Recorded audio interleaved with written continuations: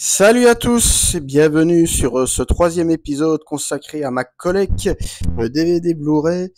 Alors, on va commencer tout de suite donc avec un film que vous connaissez tous, film culte s'il en est, The Truman Show, donc réalisé par Peter Weir, sorti en 1998 avec donc Jim Carrey dans le rôle titre. Alors, c'est un film que j'ai acheté il y a peut-être une dizaine d'années à la Fnac et voilà. Film que j'aime beaucoup et que j'avais vu non pas au cinéma mais à la télé lors de sa première diffusion à l'occasion d'une émission qui s'appelait sur l'RTBF L'écran témoin où on avait à la fois un film suivi d'un débat. Dans ce cas-ci, on avait d'abord The Truman Show suivi d'un débat sur la télé-réalité. Voilà. Une vieille époque, les films plus les débats. Bref, alors, j'irai peut-être pas jusqu'à le qualifier de chef-d'œuvre comme certains, même si c'est un film qui a énormément de qualité et que j'aime beaucoup son réalisateur, Peter Weir, que je trouve quand même assez sous-estimé, qu'on a souvent pris à tort, et je le précise, pour un bon faiseur, un bon exécutant, alors que c'était bien, bien plus que ça. Si vous avez vu beaucoup de ses films, que ce soit américains ou australiens, Picnic à Engine Rock, Master and Commander, que j'ai revu d'ailleurs il y a quelques temps, très grand film, pareil. Même le cercle des poètes disparus, La Vague, Mosquito Coast, avec notamment Harrison Ford et Witness, qui sont pour moi deux des plus beaux rôles d'Harrison Ford. Donc un cinéaste que j'aime vraiment beaucoup, Peter Weir, et dont je redécouvre un peu aussi la filmographie, vu que il y a pas si longtemps, je me suis procuré donc La Vague et aussi Les voitures qui ont mangé Paris. J'ai vu La Vague, mais pas encore Les voitures qui ont mangé Paris. Donc voilà, donc une petite affection particulière pour Peter Weir et donc pour ce Truman Show qui reste effectivement un film culte. Alors, maintenant le deuxième, celui-là pareil, vous le connaissez tous, certains l'adorent, d'autres le détestent. Inception de certain Christopher Nolan. Alors là, il faut savoir que quand je suis allé voir le film en salle, j'avais pris, on peut le dire, une belle petite claque. Je me souviens, j'étais avec quelques potes et mes potes qui étaient là. Et j'adore. Qu'est-ce que c'est que ce scénario? C'est génial. Il y a des idées tout le temps et tu t'y attends pas. C'est waouh. Et je pense qu'on était tous un petit peu hypés. Je veux dire, je vais y revenir. C'est peut-être un petit peu ça l'un des problèmes du film. C'est ce qu'on en a fait. Alors entendons-nous bien. Je ne déteste pas Inception. Je ne l'adore pas non plus. Je suis entre les deux. Voilà. J'ai pas honte de le dire, je l'ai vu deux fois au cinéma. Faut dire que c'était l'époque où j'adorais Nolan. Je pourrais même dire, même si je n'aime pas cette expression, je kiffais Adolphe Nolan à l'époque, vu que voilà, il venait de sortir coup sur coup The Dark Knight, puis Inception et bon The Dark Knight. Si vous me connaissez, c'est pour moi. Pour moi, je le précise, l'un des meilleurs films de super-héros jamais réalisés, meilleur film Batman pour moi de tous les temps, ex aequo avec Batman Returns de Burton, mais pour moi les films sont trop différents pour être comparables.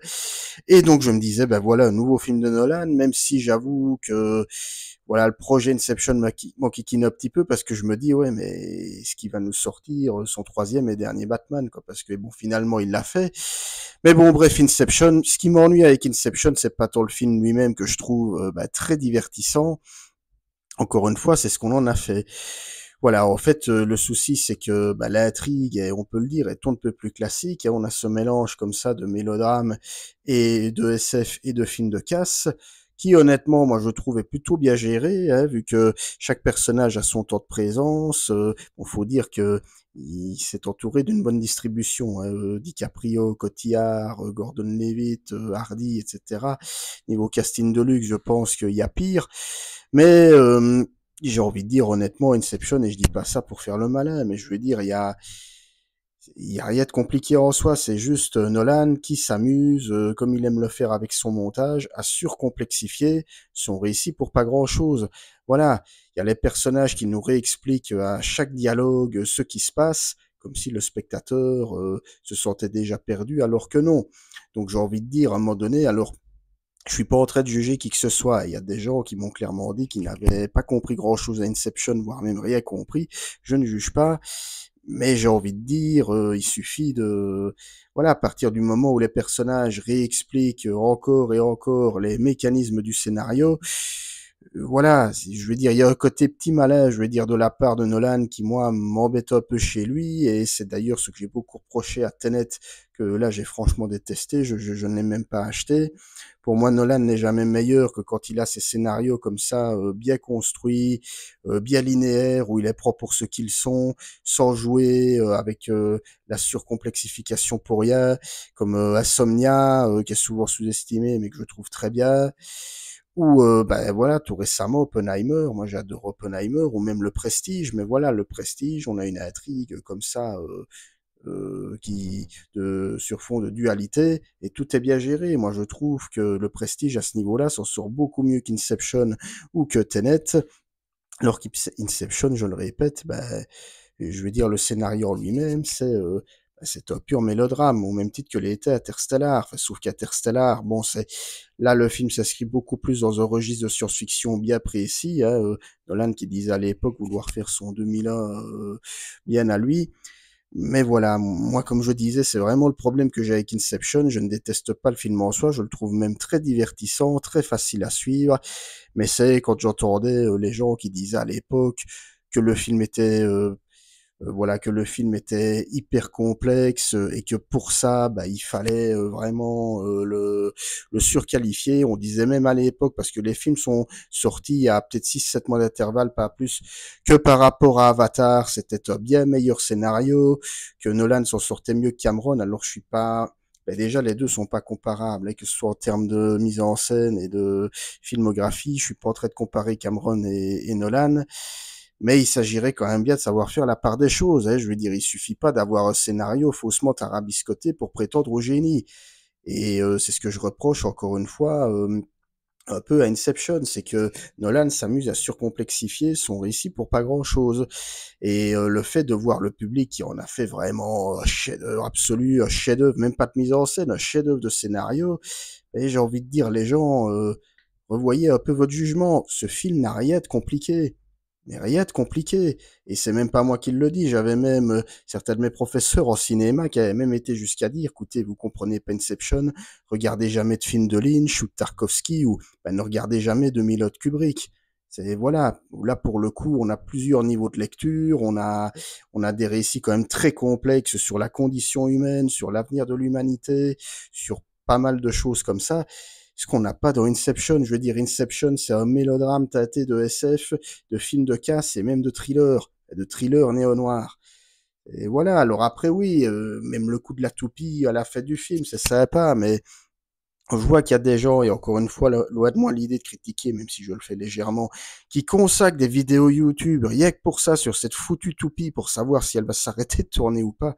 Mais les gens, arrêtez de vous prendre la tête, quoi. Bon, je vois un peu loin en disant ça, mais moi, c'est l'effet que ça me fait. Alors, je le répète, j'aime bien Inception, sinon je ne l'aurais même pas en ma possession. Mais pour moi, Nolan a fait mieux, et même beaucoup mieux. Alors, je passe maintenant sur autre chose, mais je vais vite y aller. Sur les Simpsons, voilà, je vous en avais parlé lorsque j'avais lancé mon concept, un mois, une série, qu'il faudrait que je reprenne d'ailleurs, où j'étais revenu en long et en large sur ma passion des Simpsons. Voilà, je vous invite à revoir la vidéo, j'en ai déjà pas mal parlé.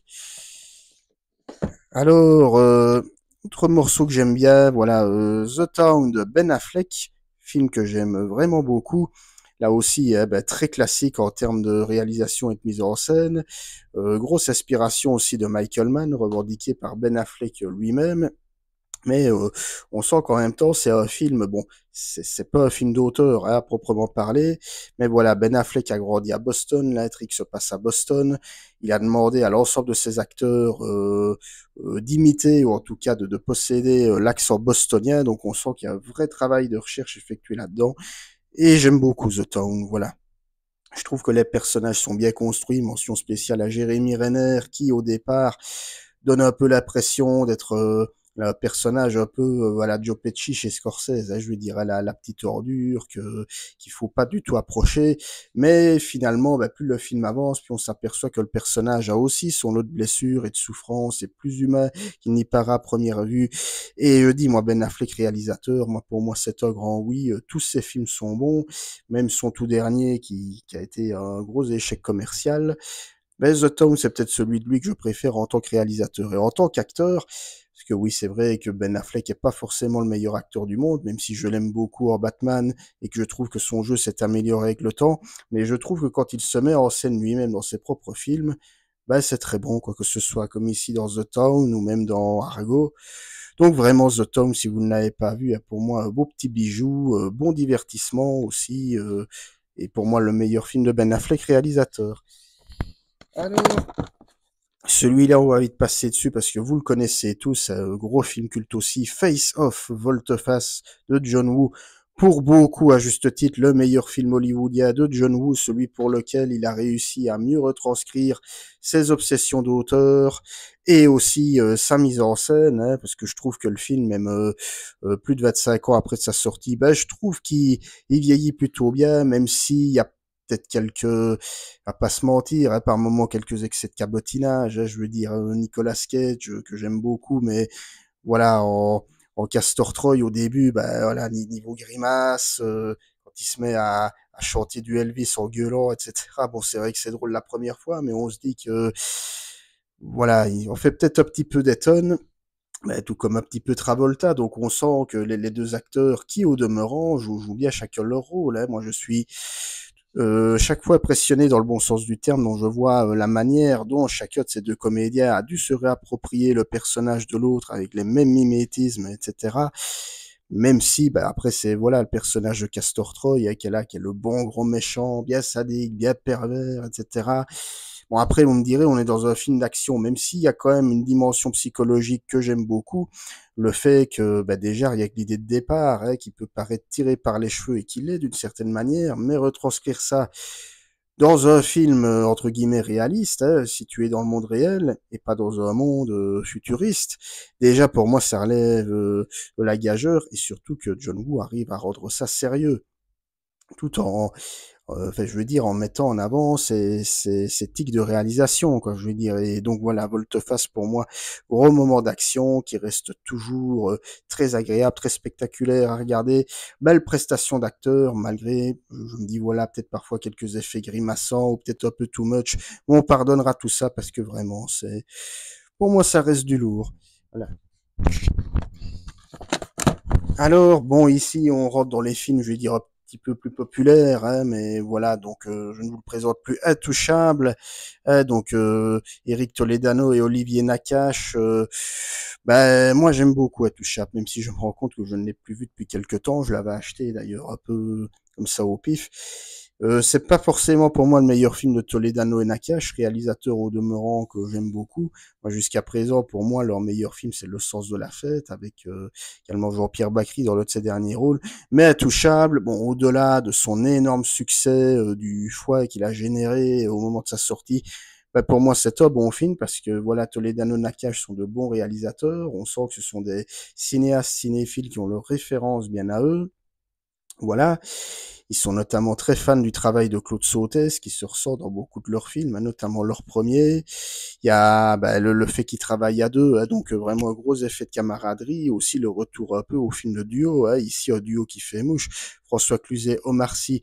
Omar Sy qui pour moi ne se contente pas de faire du Omar Sy comme je l'ai entendu, qui tient bien son rôle et qui mérite amplement son César, voilà, je le dis, avec un rôle, bah, qu'on peut peut-être qualifier de comique, mais aussi en même temps tragique. Donc voilà, donc Atoucha, pour moi, ben, j'aime bien. Bon, c'est pas le meilleur Toledano Nakash, mais voilà, pour moi, c'est un bon cru. Alors là, pour le coup, je vais aller vite parce que il s'agit d'une trilogie, hein, je vais dire donc, et ça, pour le coup, pour moi, j'adore. C'est meilleure comédie française des 20 dernières années, enfin, l'une des meilleures. OSS 117, le Caire, ni d'espion, alors. Ça, vraiment, c'est le type d'humour que j'affectionne. Et je veux dire, l'impertinence, le xème degré, avec un zeste d'absurde, mais avec quand même la touche, je vais dire, vintage, propre à Michel Hazanavicius. Michel Hazanavicius, si vous connaissez un peu son travail, c'est un réalisateur très cinéphile, un vrai passionné de cinéma. Vous l'avez vu avec The Artist, qui rend hommage à la période du muet d'Hollywood. Ici, avec 1617, les deux qu'il a réalisés, les deux premiers, eh bien, on sent qu'il est pas seulement dans le pastiche, même si bon, bah, voilà, oui, on sent que OSS 117 ici est incarné par Jean Dujardin qui le rend vraiment très con, mais c'est le but de l'intrigue, hein, c'est et que justement de là naît un vrai comique de décalage et de situation, que je vais dire le et c'est ça qui est bien, c'est que justement, c'est que Jean Dujardin, enfin, je veux dire, le joue tellement bien que même quand il dit les pires âneries, les pires réflexions misogynes ou beaufs qui soient, eh ben ça passe, j'ai envie de dire ça passe parce que Dujardin est convaincant, c'est voilà, là-dessus je pense que tout le monde est d'accord et en plus parce on est dans de vraies comédies d'aventure. Alors je le disais, même s'il y a toujours une surtout dans la suite hein, dans Rio ne répond plus où là on est un petit peu plus dans l'absurde niveau scénario, on est dans de vraies comédies d'aventure, c'est ça pourrait être enfin, je veux dire, des comédies, enfin des James Bond version comédie, je veux dire, avec quand même un minimum d'intrigue, bah, je veux dire d'intrigue d'aventure, hein, je veux dire, hein, le but c'est d'empêcher la domination du monde par un grand méchant, mais avec aussi le fait que tout joue sur lui, quoi, je veux dire, alors qu'à la base, le personnage de SS-117, Hubert Bonny-sur de la Batte, dans les autres versions filmiques que je n'ai pas vues, était censé être un espion, bah, classique un peu à la James Bond. Ici, c'est vraiment, il est crétin, il est beauf, il est misogyne, il dit vraiment tout ce qu'il passe par la tête, il un peu comme un enfant, hein, je veux dire, voilà, qui n'aurait pas de limite, et c'est ce qui le rend attachant, c'est que il est complètement crétin, mais en même temps, on s'y attache, ben, parce que malgré tout, il est là pour aider, si je puis dire. Donc, je vous montre maintenant la suite, toujours réalisée par Michel Hazanavicius, Rio ne répond plus, qui pour moi est mon préféré de la trilogie, parce que là, pour les coups, on bouscule tous les codes. Voilà, on y va à fond, tout le monde y passe, les juifs, les chinois, les noirs, les collabos aussi, hein, vraiment, moi je trouve que ben voilà, le premier pose les bases, le deuxième pour moi va encore plus loin en dégommant tout sur son passage. Jean Dujardin qui avait dit d'ailleurs à l'époque qu'il avait encore pris plus de plaisir sur ses suites parce que justement il pouvait se permettre d'aller le plus loin possible sans avoir de problème avec la censure. Donc pour moi je dis c'est le plus décalé, c'est il y a des tas de scènes, enfin qui, bah, rien qu'ici, vous le voyez, j'ai le sourire, hein, mais même parfois des petits détails, genre le moment où Hubert, donc OSS 117 poursuit, à dire le méchant nazi comme ça dans les couloirs d'hôpitaux et qu'on les voit comme ça en train de se poursuivre, fait de se courir après, à la fois en pyjama d'hôpital et en même temps, je veux dire, avec leur lit d'hôpitaux, c'est le genre de, voilà, de conneries qui, moi, me fait pas mal rire. Et puis, ce fameux flashback aussi qui l'a traumatisé, où il n'ose pas sauter comme ça sur le trampoline de cirque et vraiment, tout le monde en prend pour son grade, hein, je le redis, les hippies, les collabos, les juifs, les chinois. Et ils se sont vraiment régalés, je pense, pour faire cette suite. Et honnêtement, c'est... Voilà, toujours un régal. Et alors, je terminerai avec le troisième qui, pour moi, est clairement le moins bon de la trilogie. OSS 117, donc Alerte rouge en Afrique noire, réalisé cette fois-ci par Nicolas Bedos. Et la différence, ben, on le sent. Alors, contrairement à certains, je ne déteste pas ce troisième opus, sinon je n'aurais pas appris, mais je le trouve quand même inférieur aux deux premiers. Déjà que ce soit en termes de mise en scène, bon je le disais, on avait une mise en scène très vintage, très hommage de la part de Michel Hazanavicius. Ici, on sent que chez Nicolas Bedos, il avoue lui-même s'être inspiré des James Bond, période Roger Moore. D'ailleurs, le film s'ouvre assez impressionnant avec une pure scène d'action très premier degré d'ailleurs, ouais, peut-être deux, trois notes d'humour, mais pas plus, bah, vraiment à la Roger Moore. Et, euh, et ici, on est clairement plus, je vais dire, dans le film d'aventure comique. Là où dans les deux premiers, on était plus dans la comédie d'aventure. Là, ce serait plutôt le film d'aventure comique avec de vrais motifs, etc. Et là, plutôt que de jouer sur le comique de situation de son personnage, ben voilà, c'est Nicolas Bedos. Et il est aussi connu pour ça. On va beaucoup plus jouer sur le comique grinçant, piquant, vraiment très acide et il y a notamment cette fameuse scène que je ne dévoilerai pas mais qui pour moi est quand même fichtrement culottée surtout à l'époque où ben voilà vous le savez c'est devenu un peu compliqué hein, maintenant de rire de tout sans qu'on vous parle de différentes choses et ici le fait d'opter pour une fin pareille en limite en faisant passer je vais le dire comme ça la militante féministe pour le enfin pour la dictatrice en quelque sorte, c'est vraiment culotté quand je veux dire. Mais donc voilà, donc on a un humour ici qui est complètement différent, amené en plus ici avec Pierre Ninet qui joue en quelque sorte le nouveau bras droit d'OSS 117 et qui, et j'ai envie de dire c'est Pierre Ninet, hein, il peut tout jouer, voilà, pas de problème. Mais je peux comprendre que beaucoup soient restés sur le carreau avec ce troisième volet qui est, il faut bien le dire, quand même moins bien réalisé, moins rythmé aussi, même si Jean Dujardin joue beaucoup sur le côté forcément. Il y a quand même 12 ans d'écart entre le 2 et le 3. Mais voilà, on est dans un autre type d'humour qu'on apprécie ou qu'on déteste. Voilà, il n'y a pas vraiment de juste milieu. Voilà, ça reste piquant, mais voilà, enfin moi ça me plaît, mais je comprends qu'on n'adhère pas. Alors on continue avec un petit bijou d'humour anglais comme je l'affectionne, mon préféré de leur film, Life of Brian, la vie de Brian des Monty Python. Un bijou, voilà, j'ai pas vraiment besoin de revenir sur ce film, hein, que ce soit Always look on the bright side of life, voilà, entre autres, plus Lapidation, Crucifixion, enfin c'est, voilà, pour moi c'est vraiment en termes d'humour le plus abouti, même si j'aime aussi énormément Holy Grail, là, donc Sacré Graal, Le sens de la vie, bon, là, j'aime un petit peu moins. On a un côté un petit peu plus pipi caca qui me dégoûte un petit peu plus, même si certaines idées sont bonnes. Mais voilà, Life of Brian, et voilà, il y a des tas de trucs. En fait, je veux dire vraiment pour moi la réinvention, je veux dire de la vie de Jésus selon les Monty Python, enfin Monty Python, moi ça m'éclate et si vous ne l'avez pas vu, ben je vous le recommande. C'est alors. Eh bien, encore du lourd, hein, je veux dire, l'autre jour, le labyrinthe de Pan, qui n'est plus à présenter. Pour moi, le meilleur film de Guillermo del Toro, vraiment, c'est vraiment l'innocence contre le mal, hein, je le vois un peu comme ça, mais c'est pour moi son film le plus personnel, on peut le dire, le plus intimiste et aussi le plus touchant. Ben d'ailleurs, je l'ai rarement regardé parce que la fin me fait verser quelques larmes, non, je vais dire comme ça, me fait verser quelques larmes.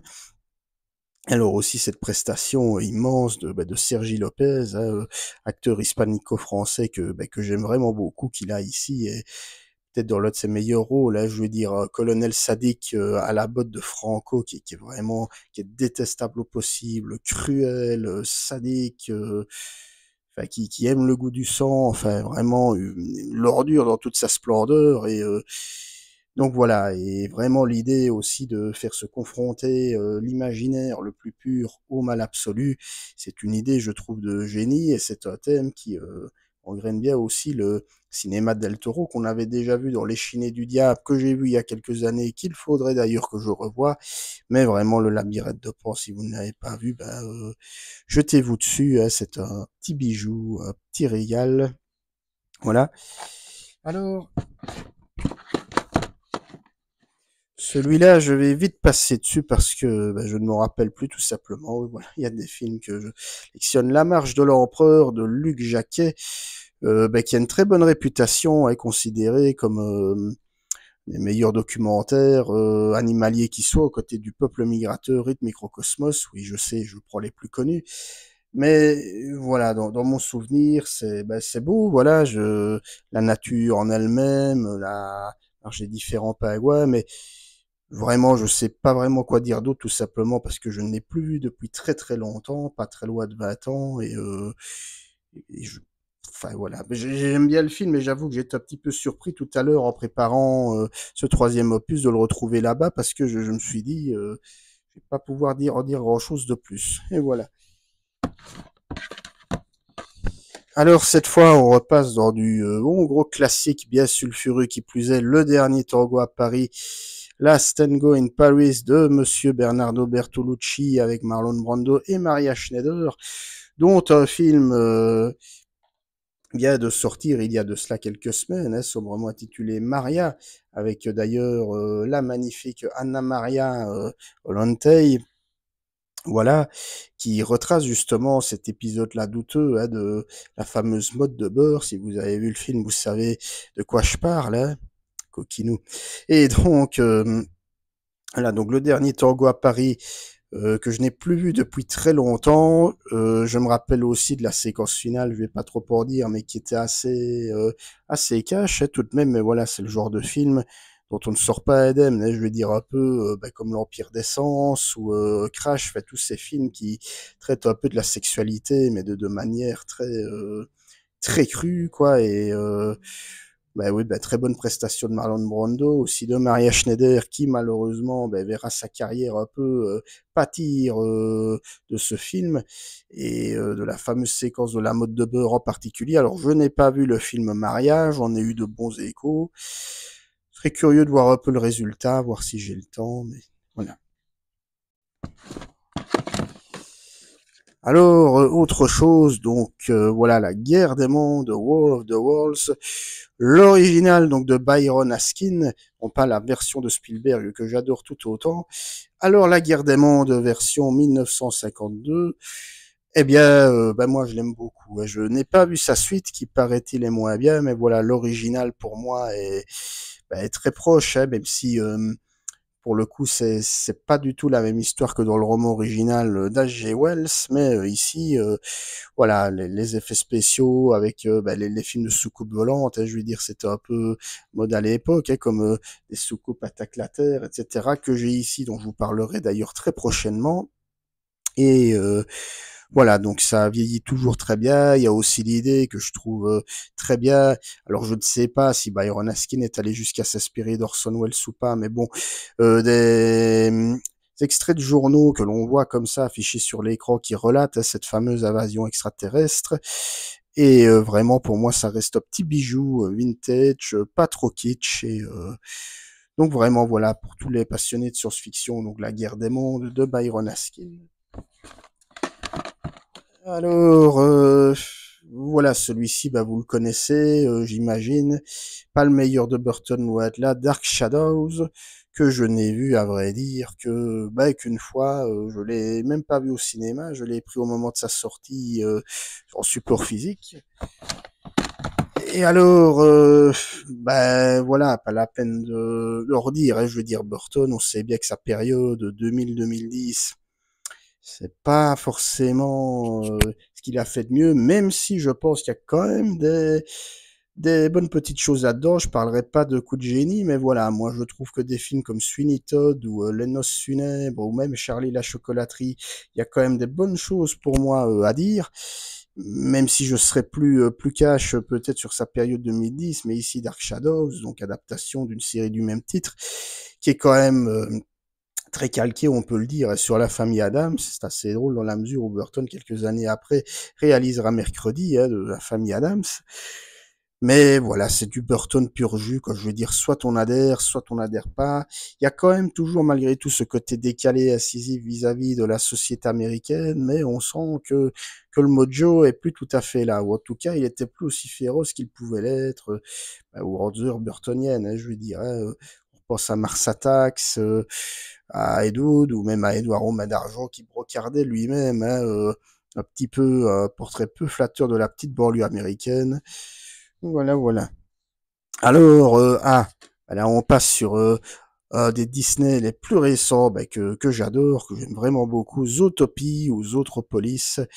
Alors ça, pour le coup, pour moi, c'est Disney déjà que je trouve très original dans son support, mais alors aussi pour bah, les questions qu'il pose. Hein. Alors à l'époque, il y avait eu un mini débat sur le fait que bah, entre les proies et les prédateurs, que c'était pas bien vu de faire passer les proies pour des victimes ou ce genre de choses. Honnêtement, je m'en contrefous, quoi. Je le dis comme ça. Moi, je trouve que déjà l'intrigue, qui est une vraie intrigue policière, qui se suit de A à Z avec son lot de rebondissements, etc. Moi, je trouve que vraiment, dans The Disney, bah, c'est... Pour moi, fallait oser, ça s'assume complètement, les personnages sont très attachants, le duo entre Judy et je veux dire, et le renard, bah, le nom ne me revient plus à l'instant, mais voilà, fait des étincelles. Et alors également, bah, les nombreux clins d'œil. Hein, je veux dire, il y a bah, évidemment hein, la référence au parrain avec la musique et tutti quanti qui est vraiment pas mal du tout. La fameuse séquence des paresseux, je vais pas revenir là-dessus, vous la connaissez tous, hein, qui est assez drôle. Et encore une fois, je le disais, hein, ben, ce final pour moi qui est également jubilatoire, hein, où on a des twists qui s'enchaînent les uns les autres, fait vraiment Zootopie, Zootropolis. Donc il y a une suite qui pourrait peut-être voir le jour un jour. Eh bien vraiment j'aime beaucoup. Petit bijou de voilà d'animation, d'originalité et d'humour. Voilà. Alors, on va passer cette fois-ci avec un film d'un grand auteur, pas son plus connu, 4h44, Dernier jour sur Terre de Abel Ferrara, qui est sorti en 2011.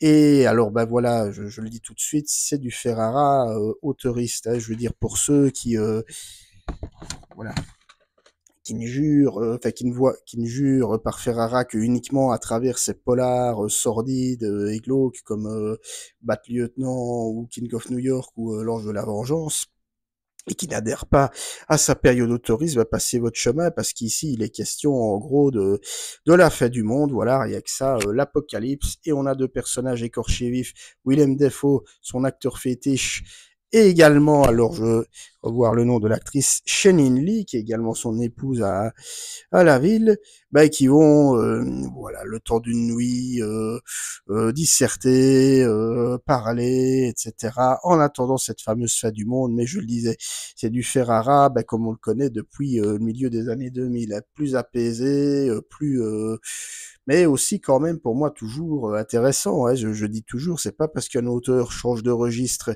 qu'il faut le dénigrer ou le fusiller sur place. C'est le même problème avec Cronenberg, hein, je veux dire, il y a ceux qui le désacrent depuis qu'il est passé à une vision plus autoriste de son cinéma, alors que je trouve que son cinéma est toujours autant fascinant, que ce soit à ses tout débuts comme aujourd'hui. Bah, c'est le même constat vis-à-vis d'Abel Ferrara, et même s'il a délaissé de côté son côté violent, trash, écorché, vif, on est quand même toujours dans quelque chose de très adulte et aussi bah, de très sombre. Hein. C'est, je le répète, il est question de fin du monde et de personnages archés par la, enfin, écorché par la vie, voilà. Mais en tout cas, je vous le conseille, 4h44 derniers jours sur Terre, si vous ne connaissez pas bien la filmographie d'Abel Ferrara, une belle porte d'entrée, parce que le film reste quand même facile d'accès, même si, voilà, si ça ne correspondra peut-être pas tout à fait à l'idée que vous vous ferez en premier lieu d'Abel Ferrara. Alors, on enchaîne donc avec bah, un film de super-héros fun footage que moi j'aime beaucoup, Chronicles, qui a sa petite notoriété, dont le réalisateur, hélas, Josh Trank, n'a pas eu la carrière qu'il aurait dû avoir. Alors, vous connaissez la petite histoire, il a eu de gros soucis sur son reboot des 4 Fantastiques, qui s'est fait charcuter et laminer dans tous les sens, au point de sortir dans des conditions atroces. Voilà, le film a été très mal reçu, alors effectivement, le film n'est pas bon, loin de là. De là à le dire, comme certains, à le qualifier de pire film de super-héros de tous les temps, pas non plus exagéré, parce que malgré tout, il a quand même su greffer un petit peu sa patte, mais voilà, pour en revenir à Chronicles, donc, on a un film de super-héros sur fond de found footage, qui est très bien dosé, avec des personnages plus creusés qu'il ne le fallait. Là où c'est intéressant, et c'est ce qui attire le plus bah, Josh Trank, hein, c'est le personnage, donc, voilà, joué par... moi, les noms d'acteurs, c'est une horreur. Donc, joué par Dane DeHaan, voilà, qui joue ce rôle, ben voilà, d'enfant battu, enfin d'adolescent battu, mal dans sa peau, brimé constamment par son père alcoolique, dont la mère est malade, enfin vraiment l'enfer sur terre, qui au départ va vouloir utiliser ses super pouvoirs à bon escient pour ensuite basculer du côté obscur, on peut le dire comme ça. Et voilà, alors après, même si le final, effectivement, pour le coup, on bascule dans du film de super-héros plus classique, il y a duel super-vilain, super-héros, mais il y a quand même ce côté, pour moi, bah déjà le côté fun footage qui permet de basculer dans autre chose. Et également bah, le côté plus intimiste, hein, je veux dire, le fait qu'on se focalise sur des personnages vraiment tous très intéressants. Et en fait, c'est le film qui m'a fait découvrir Michael B. Jordan, que j'aime vraiment beaucoup. Alors, voilà, donc, à revenir sur The Revenant d'Iñárritu, pas besoin d'en dire grand-chose. Un Iñárritu que j'aime bien, pas forcément mon préféré, pas forcément pour moi non plus le meilleur rôle de DiCaprio qui, Bon, j'ai beau l'apprécier, voilà, on fait quand même des fois un petit peu des tonnes. Voilà, au niveau des grognements.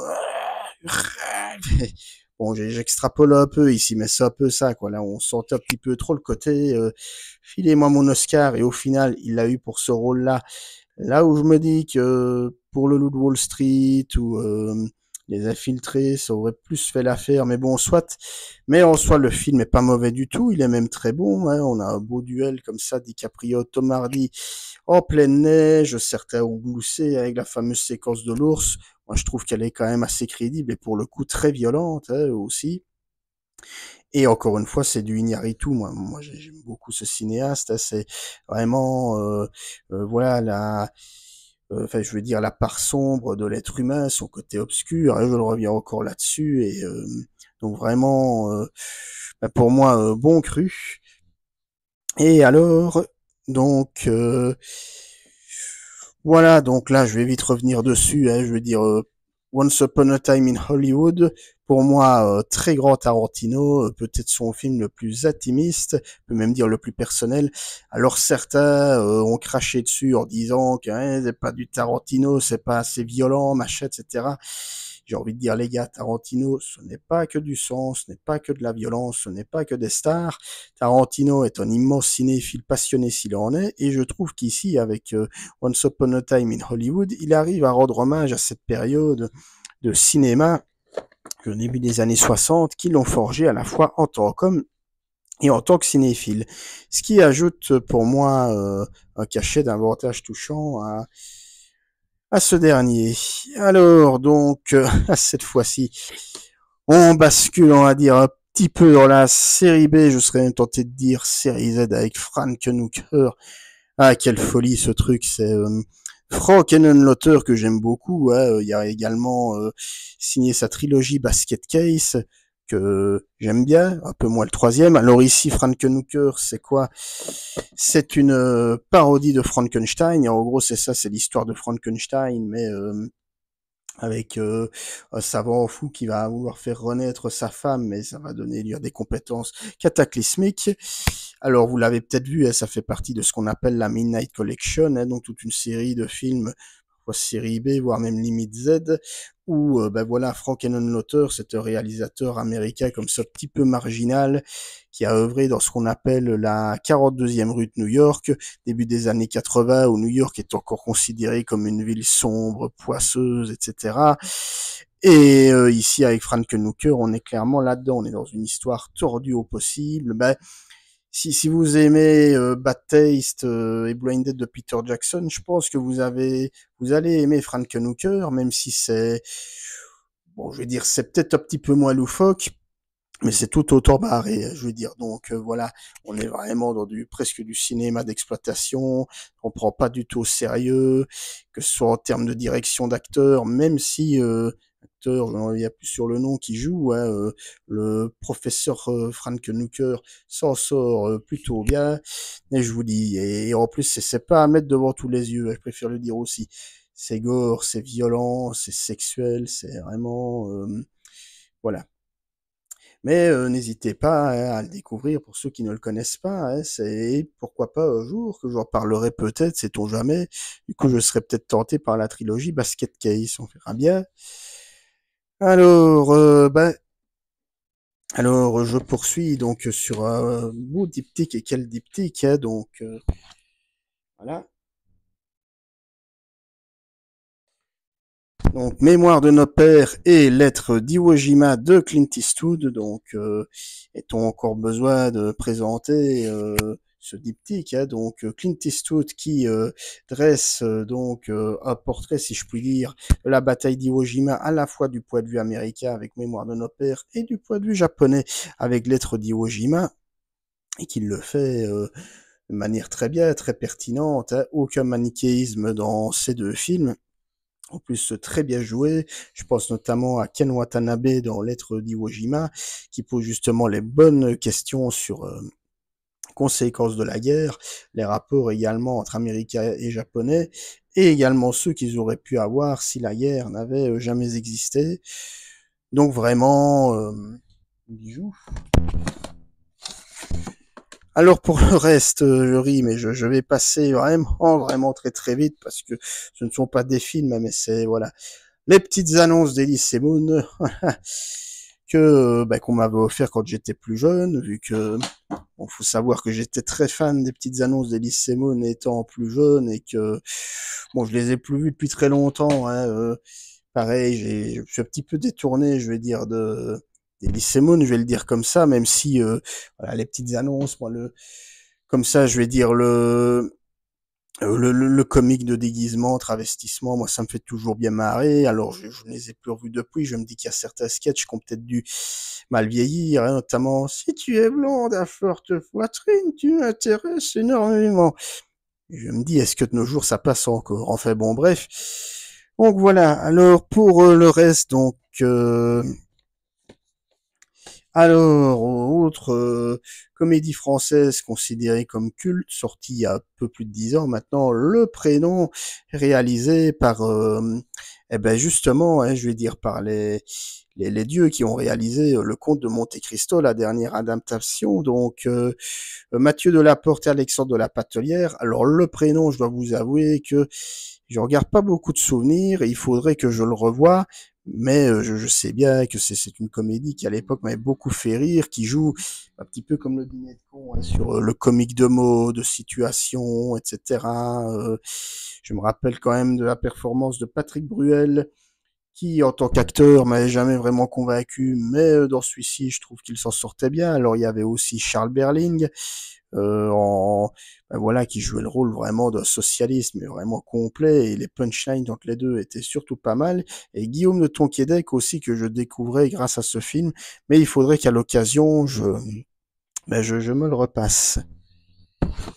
Alors celui-là je vais vite passer parce que film culte vous le connaissez tous, ça, Qui veut la peau de Roger Rabbit, mon Zemeckis préféré, un bijou, voilà, parfait mélange hein, entre animation et live action, qui même presque 40 ans après, et oui déjà, hein, 88, 36 ans, fonctionne toujours très bien. Bon mélange de néo-noir, de cartoon et de comédie, avec tous les motifs qui vont avec, la femme fatale Jessica Rabbit, le détective privé dépressif, très bien joué par Bob Hoskins. Et donc voilà, donc vraiment, qu'est-ce que je peux dire de plus à part que la fin me faisait frémir de peur quand j'étais gosse, voilà. Si vous avez vu le film, vous voyez de quoi je parle. Mais voilà, pour moi, c'est vraiment un bijou.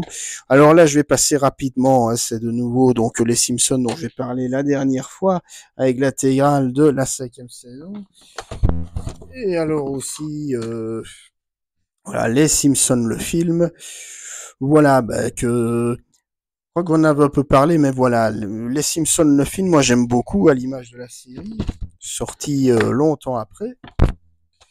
Mais voilà, pour moi, alors je sais que certains ont été déçus, on dit qu'il valait mieux qu'il soit sorti en même temps que l'âge d'or de la série, c'est-à-dire quelque part entre les 10 premières saisons. Moi, je trouve que voilà, il est un peu inégal par moment, mais il y a des répliques, des situations qui font toujours mouche, même s'il y a des... Et je peux comprendre, hein, certains qui disent qu'il y a des retournements de situation qui sortent de nulle part, genre Maggie qui débarque comme ça de nulle part à la fin pour sauver son père et son frère. Bon, je comprends que ça fasse graisser des dents, mais j'ai envie de dire, les gars, c'est les Simpsons. Ça a toujours été comme ça, en tout cas depuis la saison 4. Hein. L'absurde, la loufoquerie, c'est dans leur ADN. Voilà. Alors, bon, encore une fois, je vais vite passer dessus. Les trois frères qu'on m'avait offert via l'intégrale des Inconnus. Alors je vais vous surprendre, mais je l'ai découvert très tardivement, les trois frères. Je l'ai découvert que j'avais 23 ans. Alors je vous avoue, les Inconnus, j'aime bien de base. Bon, avec quand même une préférence pour les nuls. Alors vous allez me dire, les nuls, les Inconnus, ça n'a rien à voir. Alors oui, c'est complètement différent, mais voilà, c'était ceux dont on parlait le plus à une certaine époque, en tout cas en termes d'humour français. J'aime bien les trois frères, même si je trouve, et on l'a vu avec la suite, elle est sortie il y a 10 ans, ça a quand même vieilli, et pas toujours très bien vieilli, quand je dirais. Je parle pas uniquement au niveau des vannes, mais voilà, le millionnaire, le huissier, etc. On sent qu'on est clairement dans la France des années 90, en tout cas dans le premier. Et ici, avec l'usure du temps, on se dit que oui, pareil avec les sans patates, je veux dire, avant ça pouvait me faire rire, maintenant ça me fait sourire, mais Alors, encore une fois, pareil, je me dis, est-ce qu'il y a des trucs aujourd'hui qui passeraient bien, hein, la scène de la discothèque, qui va quand même très très loin, hein, pour l'avoir revu d'ailleurs il y a pas si longtemps, je me dis, il y a quand même un côté, il y a quand même un petit côté glauque, à mine de rien, dans Les Trois Frères, hein, c'est, ben, rien qu'avec le boulot déjà de Bernard Campan. Mais voilà, ça fait partie de ces petits classiques de la comédie française que beaucoup aiment bien, comme Les Visiteurs ou Le Dîner de con, Père Noël est une ordure, etc. Et voilà, ça se laisse encore regarder. Voilà. Alors ici, ben, mon deuxième Disney préféré après Le Roi Lion. Je suis pas très original aujourd'hui, mais je pense qu'il passe La Belle et la Bête, voilà, qu'on ne présente plus. Donc pour moi, le Disney, ben, c'était vraiment considéré comme beaucoup comme le dernier âge d'or de Disney, avec ben voilà la Sainte Trinité, hein, comme on dit, La Belle et la Bête, Aladdin, Le Roi Lion. Certains ont compté aussi un peu La Petite Sirène, mais qui faisait plus office de redémarrage en quelque sorte. Mais voilà, La Belle et la Bête, ben, vous connaissez, hein, je veux dire, les chansons sont devenues quasiment des classiques du genre.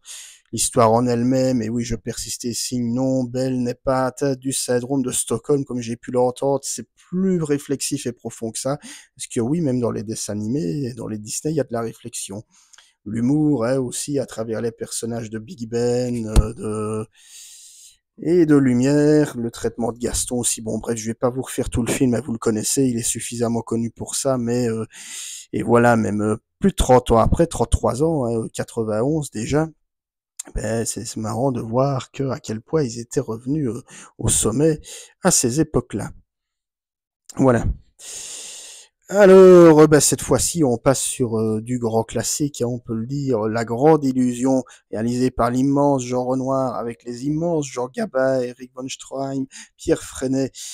Alors là, vraiment, ben, je vais pas y aller par quatre chemins, c'est du grand cinéma français avec un grand C, c'est Gabin. Moi, il faut savoir, j'ai pas encore eu l'occasion de le dire, mais j'adore Gabin. Il faudrait d'ailleurs un jour ce sera le cas, que je reparle de l'un de ces films, ou de plusieurs de ces films, c'est selon, parce qu'il y en a vraiment beaucoup.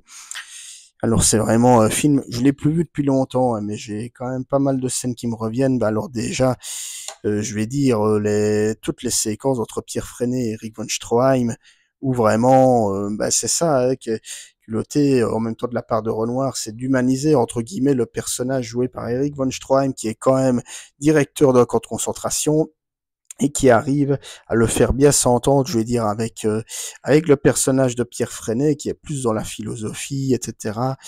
Des échanges vraiment à la fois très touchants et en même temps très bien interprétés. Ça, plus encore le fait de dire que, ben voilà, ben que la guerre peut changer un homme. Il y a d'ailleurs aussi tout ce côté aussi, je vais dire, très réflexif sur le rapport entre l'homme et la guerre. Donc vraiment La Grande Illusion, grand classique du cinéma français. Regardez-le si vous ne l'avez pas vu, c'est du grand art. Alors, ben, retour à du cinéma, je vais dire un petit peu plus récent et même hollywoodien, avec Appaloosa, western réalisé par Ed Harris, dans lequel il joue également, et qu'également Viggo Mortensen, Renée Zellweger et Jeremy Irons. Western que j'aime beaucoup, hein, ben, qui fait un peu partie de ces, je serais tenté de dire néo-western, avec notamment Hostile de Scott Derrickson, ou voilà, j'ai plus vraiment, ah voilà, j'allais dire 3h10 pour Yuma, donc il y a le western de James Mangold. Voilà, ces westerns comme ça, un peu plus sombres, un peu plus torturés, qui n'ont pas peur de dévoiler l'envers du décor, je vais dire. Et vraiment, bah, très bon duo, déjà Ed Harris, Viggo Mortensen, charisme de fou. On a Renée Zellweger, qui à sa grande époque, qui joue ici le rôle d'une prostituée, quoi, au rôle plus complexe il n'y paraît.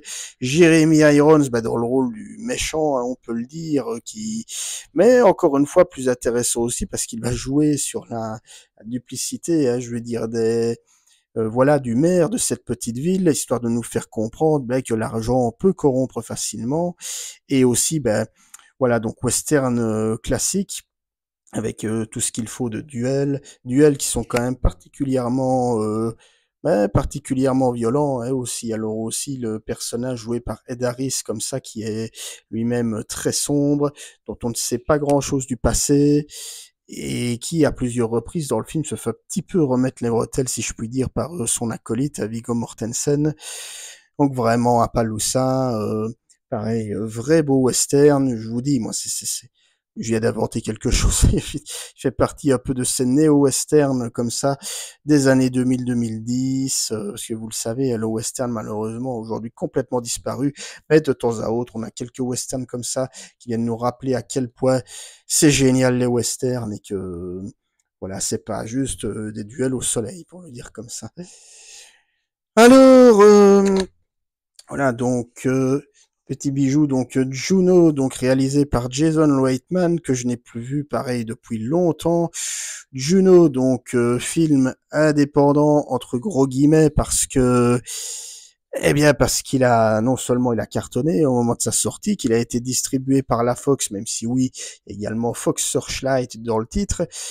Mais pour moi, ça fait un peu partie de ces films, entre guillemets, faussement indépendants, quoi. Je veux dire, un peu comme avec Little Miss Sunshine, on se dit oui, c'est indépendant, mais il y a quand même des stars. Et qui dit star, dit quand même gros cachet, hein, on va pas se mentir. Et techniquement, cinéma indépendant, si vous connaissez ma chaîne, c'est purement indépendant, quoi. Je veux dire, si vous voyez les films d'Harmony Korine, de Sean Baker ou de Greg Araki dont je vous ai parlé, c'est des équipes très réduites, très très peu de budget, avec des acteurs pour la plupart quasi amateurs. Ici, voilà, on sent qu'il y a quand même, alors je dis pas, c'est pas du blockbuster, hein, on n'est pas sur du 200 millions de dollars, mais voilà, on n'est pas non plus sur du 1 million de dollars le budget. Quand je vous dirais, je le répète, il y a des stars, il y a des vrais beaux décors, il y a des vrais partis pris, etc.